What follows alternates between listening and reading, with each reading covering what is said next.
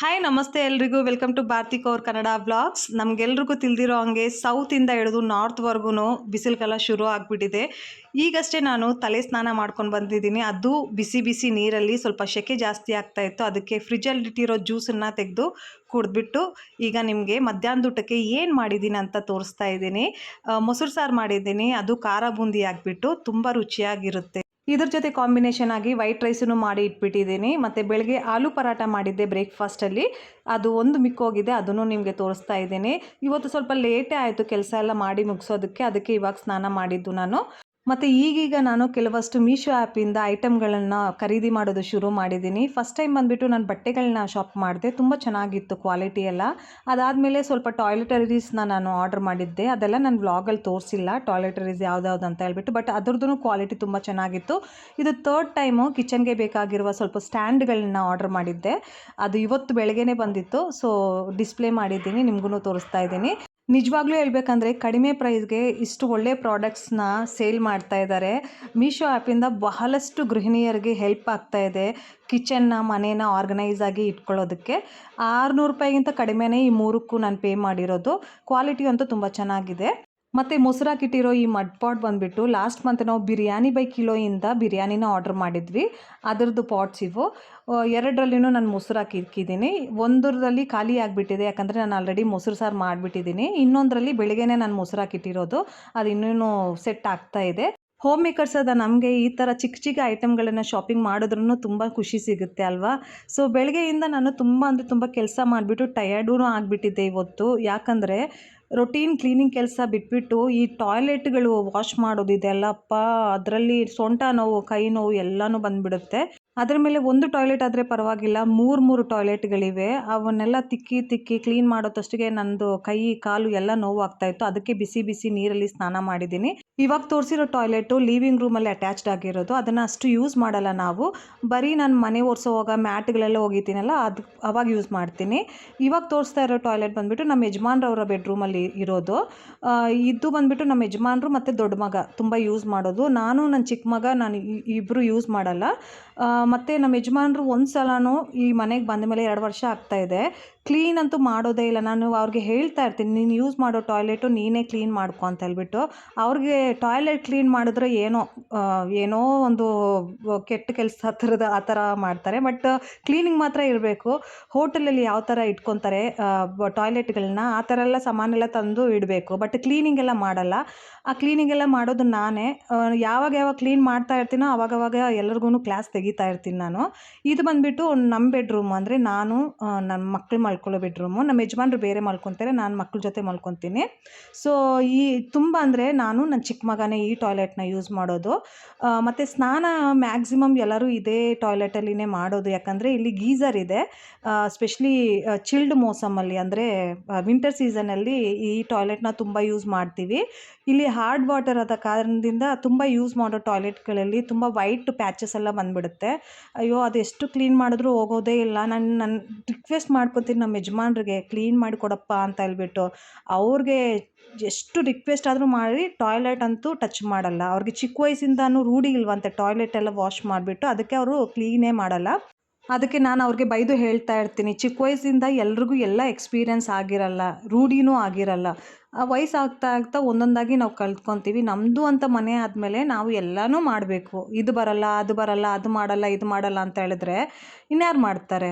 ಒಬ್ಬರೇ ಮಾಡಿದ್ರೆ ಕೋಪ ಬರಲ್ವಾ? ಅದಕ್ಕೆ ನನ್ನ ಕೋಪ ಬಂದರೆ ನಾನು ಉಗಿತಾ ಇರ್ತೀನಿ. ಮಕ್ಕಳು ಹೇಳ್ತಾರಮ್ಮ, ನೀವು ತುಂಬ ಬೈತೀರಾ ಅಂತ ಹೇಳ್ತಾ ಇರ್ತಾರೆ. ಅಯ್ಯೋ, ಪೂರ್ತಿ ಮನೆಯನ್ನು ನಾನು ಮ್ಯಾನೇಜ್ ಮಾಡಬೇಕಪ್ಪ, ಮತ್ತು 3 ಟೈಮು ಇವ್ರಿಗೆ ಮಾಡಿ ತಿನ್ನಿಸ್ತಾ ಇರಬೇಕು. ನನಗೆ ಕೋಪ ಬರಲ್ವಾ? ಯಾರಾದರೂ ಒಬ್ಬರು ಹೆಲ್ಪ್ ಮಾಡಿದ್ರೆ ಚೆನ್ನಾಗಿರುತ್ತೆ.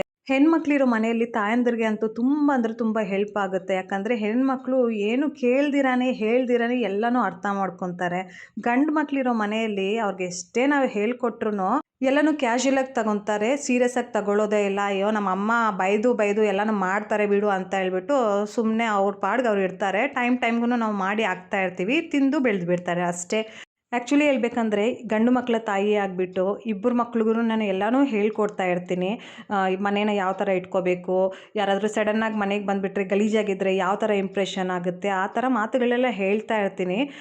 ಇಬ್ಬರೂ ಮಾಡ್ತಾರೆ ಆ್ಯಕ್ಚುಲಿ. ನಾನು ಹೇಳಿದರೆ ಚಿಕ್ಕ ಮಗ ಮಾತ್ರ ತುಂಬ ಅಂದರೆ ತುಂಬ ಚೆನ್ನಾಗಿ ಕೆಲಸ ಮಾಡ್ತಾನೆ. ಸೋಫಾದು ಕುಷನ್ಸ್ ಎಲ್ಲ ಇರುತ್ತೆ ನೋಡಿ, ತುಂಬ ಚೆನ್ನಾಗಿ ಅರೇಂಜ್ ಮಾಡ್ತಾರೆ. ಡೋರ್ ಮ್ಯಾಟ್ಸನ್ನು ತುಂಬ ಚೆನ್ನಾಗಿ ಅರೇಂಜ್ ಮಾಡ್ತಾನೆ. ಮತ್ತು ಪಿಲ್ಲೋಸು ಬೆಡ್ ಮೇಲೆ ಅದನ್ನು ತುಂಬ ಚೆನ್ನಾಗಿ ಅರೇಂಜ್ ಮಾಡ್ತಾನೆ. ಅವ್ನ ಏಜಿಗೆ ತಕ್ಕಂಗೆ ಅವ್ನು ಮಾಡ್ತಾನೆ. ಮತ್ತು ಅವನ್ನ ಪಾತ್ರೆಗಳು ತೊಳೆಯೋದಕ್ಕೆ ಬಿಟ್ಬಿಟ್ರೆ ಅಂತೂ ತುಂಬ ಚೆನ್ನಾಗಿ ಪಾತ್ರೆ ತೊಳಿತಾನೆ. ನಾನೇ ಬಿಡಲ್ಲ, ವಿಮ್ ಎಲ್ಲ ತುಂಬ ಯೂಸ್ ಮಾಡಿಬಿಡ್ತಾನೆ ಅಂತ ಹೇಳ್ಬಿಟ್ಟು. ದೊಡ್ಡವನು ಅಷ್ಟೇ, ಪಾತ್ರೆಗಳು ತೊಳೆಯೋದಕ್ಕೆ ಅವ್ನಿಗಿಷ್ಟ ಆಗುತ್ತೆ. ಮತ್ತು ನೀರೆಲ್ಲ ಬಾಟ್ಲಲ್ಲೆಲ್ಲ ತುಂಬಿಡೋದಕ್ಕೆ ಅವ್ನಿಗಿಷ್ಟ ಆಗುತ್ತೆ. ಮತ್ತು ಕಿಚನಲ್ಲಿ ಏನಾದರೂ ಕುಕ್ ಮಾಡೋದಕ್ಕೆ ಅವ್ನಿಗಿಷ್ಟ ಆಗುತ್ತೆ. ನಾನು ಬಿಡಲ್ಲ, ಅವನು ಮ್ಯಾಗಿ ಎಲ್ಲ ಅವನೇ ಮಾಡ್ಕೊತಾನೆ. ಮೈಕ್ರೋವೇವಲ್ಲಿ ಮಾಡೋಕೆ ಬಿಡ್ತೀನಿ, ಸ್ಟವಲ್ಲೆಲ್ಲ ನಾನು ಮಾಡೋಕೆ ಬಿಡಲ್ಲ. ಬಟ್ ಅವ್ನಿಗೆ 12 ವರ್ಷ ಆದ್ದರಿಂದ ಮಾಡ್ಬೋದು, ಬಟ್ ನಾನು ಮಾಡೋಕೆ ಬಿಡಲ್ಲ. ಮತ್ತು ನಮ್ಮ ಯಜಮಾನ್ರ ಮನೆಯಲ್ಲಿ 3 ಜನ ಗಂಡು ಮಕ್ಕಳು, ದೊಡ್ಡವರು ಇಬ್ಬರು ಇದ್ದಾರೆ. ನಮ್ಮ ಯಜಮಾನ್ರು ಮೂರನೇವ್ರಿಗೆ ಮದುವೆ ಆಗಿದೆ. ಇನ್ನೂ ಇಬ್ಬರು ಗಂಡು ಮಕ್ಕಳಿದ್ದಾರೆ, ಅದು 40+ ಇಬ್ಬರಿಗೂ. ಅವರಿಬ್ಬರೂ ಮದುವೆ ಆಗಿಲ್ಲ, ನಮ್ಮ ಅತ್ತೆ ಜೊತೆನೇ ಇದ್ದಾರೆ. ಅವ್ರದ್ದು ಯಾವ ಥರ ಲೈಫ್ ಸ್ಟೈಲ್ ಅಂದರೆ, ಚಿಕ್ಕ ವಯಸ್ಸಿಂದನೂ ಅವ್ರದ್ದು ಲೈಫ್ ಸ್ಟೈಲ್ ನಾನು ಹೇಳ್ತಾ ಇದ್ದೀನಿ. ನಮ್ಮ ಅತ್ತೆನೇ ಎಲ್ಲ ಮಾಡಿ ಮಾಡಿ ಮಾಡಿ ಮಾಡಿ ಅವ್ರಿಗೆ ಕೊಡ್ತಾ ಇದ್ದಿದ್ದು. ಕುತ್ತ ಕಡೆಯಿಂದ ಎಲ್ಲನೂ ಕೇಳ್ತಾಯಿದ್ರು. ಅಮ್ಮ ನೀರು ಕೊಡು, ಅಮ್ಮ ಟೀ ಮಾಡಿಕೊಡು, ಅಮ್ಮ ನಂದು ಪ್ಯಾಂಟಿ ಕೊಡು, ಅಮ್ಮ ನಂದು ಶರ್ಟ್ ಕೊಡು, ಅಮ್ಮ ನಂದು ಚಪ್ಪಲಿ ಕೊಡು, ಆ ಥರ. ಮಕ್ಕಳು ಚಿಕ್ಕವ್ರು ಇರೋವಾಗ ಪ್ರೀತಿಯಿಂದ ಅವ್ರು ಮಾಡ್ತಾಯಿದ್ರು. ಇವಾಗ ಅವ್ರಿಗೂ ಏಜ್ ಆಗ್ತಾಯಿದೆ, ಬಟ್ ಇವಾಗೂ ಅವರು ಡಿಪೆಂಡೆನ್ಸೇ, ಎಲ್ಲನೂ ಕೇಳ್ತಾ ಇರ್ತಾರೆ. ಯಾಕಂದರೆ ಅವ್ರಿಗೆ ಪ್ರಾಕ್ಟೀಸ್ ಆಗಿಬಿಟ್ಟಿದೆ. ಸೊ ನನಗೂ ಸ್ವಲ್ಪ ಭಯ ಆಗುತ್ತೆ ನಮ್ಮ ಮಕ್ಕಳಿಗೆ, ಯಾಕಂದರೆ ಅದೇ ಒಂದು ಬ್ಲಡ್ ಅಲ್ವಾ. ನಮ್ಮ ಮಕ್ಕಳು ಆ ಥರ ಆಗಬಾರ್ದು ಅಂತ ಹೇಳ್ಬಿಟ್ಟು ನಾನು ಸ್ವಲ್ಪ ಸ್ಟ್ರಿಕ್ಟಾಗಿರ್ತೀನಿ. ನಮ್ಮ ಯಜಮಾನ್ರು ಸ್ವಲ್ಪ ಪರವಾಗಿಲ್ಲ ಅವ್ರ ಅಣ್ಣಂದಿರಿಗೆ ಕಂಪೇರ್ ಮಾಡಿದ್ರೆ. ಯಾಕಂದರೆ ನಮ್ಮ ಯಜಮಾನ್ರು ರಿಟೇಲ್ ಇಂಡಸ್ಟ್ರಿಯಲ್ಲಿ ಕೆಲಸ ಮಾಡಿದ್ದು, ಸರ್ವಿಸ್ ಇಂಡಸ್ಟ್ರಿಯಲ್ಲಿ ಕೆಲಸ ಮಾಡಿದ್ದಲ್ವ. ಅವ್ರ ಕೆಲಸದ ಮೇಲೆ ತುಂಬ ಒಂಥರ ಪ್ರಾಕ್ಟಿಕಲ್ ಆಗಿಬಿಟ್ರು, ಎಲ್ಲ ಮಾಡ್ತಾರೆ. ಈ ಕ್ಲೀನಿಂಗ್ ಕೆಲಸಗಳೆಲ್ಲ ಮಾಡಲ್ಲ. ಸ್ಪೆಷಲಿ ಟಾಯ್ಲೆಟ್ ಕ್ಲೀನ್ ಮಾಡೋದು, ಪಾತ್ರೆ ತೊಳೆಯೋದು, ಮನೆ ಗೂಡಿಸಿ ಒರೆಸೋದು, ಇದೆಲ್ಲ ಅವ್ರಿಗೆ ಇಷ್ಟ ಆಗಲ್ಲ. ಬೇರೆ ಕೆಲಸ ಎಲ್ಲ ಮಾಡಿಬಿಡ್ತಾರೆ. ಸ್ಯಾಂಡ್ವಿಚಸ್ ಮಾಡೋಕೆ ಹೇಳಿ ಅದು ಮಾಡಿಬಿಡ್ತಾರೆ. ಬ್ರೆಡ್ ಆಮ್ಲೆಟ್ ಮಾಡೋಕೆ ಹೇಳಿ ಮಾಡಿಬಿಡ್ತಾರೆ. ಮತ್ತು ಒಂದೊಂದು ಸಲ ಡಸ್ಟಿಂಗ್ ಮಾಡೋಕೆ ಹೇಳಿ ಮಾಡಿಬಿಡ್ತಾರೆ. ನನ್ನ ಮದುವೆ ಆದಮೇಲೆ ಸ್ವಲ್ಪ ಅವರಲ್ಲಿನೂ ಚೇಂಜಸ್ ಬಂದಿದೆ. ಯಾಕಂದರೆ ನಾನು ಪುಷ್ ಮಾಡ್ತಾ ಇರ್ತೀನಿ, ಇದು ಮಾಡಬೇಕು, ಅದು ಮಾಡಬೇಕು. ಅವರೇನಾದರೂ ಮಾಡಿಲ್ಲ ಅಂದರೆ ನಾನು ಜಗಳ ಮಾಡ್ತೀನಿ. ಅದರ ಭಯದಿಂದನೇ ಅವರು ಸ್ವಲ್ಪ ಕಲ್ತ್ಕೊಂಡಿದ್ದಾರೆ. ಸೊ ನನ್ನ ವ್ಲಾಗ್ಸ್ಗಳಲ್ಲಿ ನಾನು ಯಾವುದೇ ವಿಷಯದ ಬಗ್ಗೆ ಮಾತಾಡಿದ್ರೂ ಅದು ನನ್ನ ಜೀವನದಲ್ಲಿ ಎಕ್ಸ್ಪೀರಿಯೆನ್ಸ್ ಆಗಿಯೇ ನಾನು ಮಾತಾಡೋದು. ಯಾಕಂದರೆ ನನಗಿಷ್ಟ, ನನ್ನ ಜೀವನದಲ್ಲಿ ಏನೇನು ಎಕ್ಸ್ಪೀರಿಯೆನ್ಸ್ ಆಗಿದೆ, ನನಗಿಷ್ಟ ಇಲ್ದಿರೋದು, ಇಷ್ಟ ಆಗಿರೋದು, ಅದ್ರ ಬಗ್ಗೆನೂ ನಾನು ಶೇರ್ ಮಾಡ್ಕೊತೀನಿ. ಇವಾಗ ಒಂದು ಕ್ಲೀನಿಂಗ್ ಬಗ್ಗೆ ಮಾತಾಡಿಕೊಂಡು ನಾನು ಎಲ್ಲ ವಿಷಯಗಳನ್ನು ಹೇಳಿದ್ದೀನಿ. ಗಂಡು ಮಕ್ಕಳು ಇರೋ ಮನೆಯಲ್ಲಿ ಒಬ್ಬೊಬ್ಬರ ಮನೆಯಲ್ಲಿ ಈ ಥರ ಇರುತ್ತೆ, ಒಬ್ಬೊಬ್ಬರು ಗಂಡು ಮಕ್ಳ ಮನೆಯಲ್ಲಿಯೂ ತುಂಬ ಚೆನ್ನಾಗಿ ಎಲ್ಲ ಕೆಲಸ ಮಾಡ್ತಾರೆ. ನನ್ನ ಪ್ರಕಾರ ಎಲ್ರಿಗೂ ಎಲ್ಲ ಕೆಲಸ ಮಾಡೋದಕ್ಕೆ ಬರಬೇಕು, ಯಾರು ಯಾರ ಮೇಲೂ ಡಿಪೆಂಡ್ ಆಗಬಾರ್ದು.